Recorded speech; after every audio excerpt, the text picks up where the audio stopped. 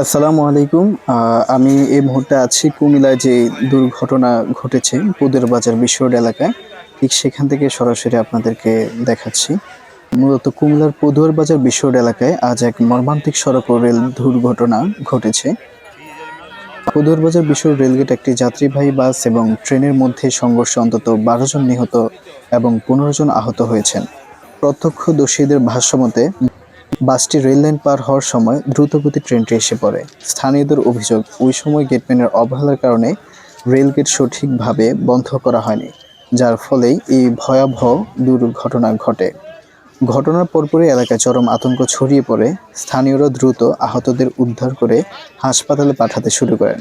পরে fire service ও আইনশৃঙ্খলা বাহিনী ঘটনাস্থলে পৌঁছে উদ্ধার কার্যক্রম চালায়।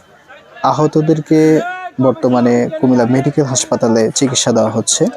দুর্ঘটনার খবর পাওয়ার পর কুমিল্লার মাননীয় মন্ত্রী মহোদয় এবং জেলা প্রশাসক মহোদয়, প্রশাসনের ঊর্ধ্বতন কর্মকর্তারা ঘটনাস্থলে পরিদর্শনে আসেন।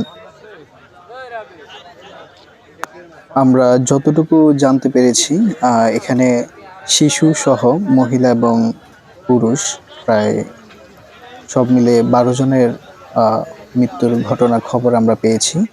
এছাড়া অনেকজন আহত হয়েছেন।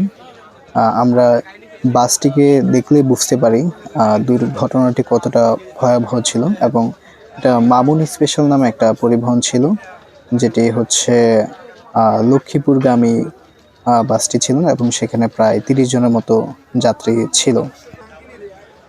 এটি ছিল কুমিল্লার পদুয়ার বাজার বিশ্ব রোড থেকে সর্বশেষ পাওয়া খবর।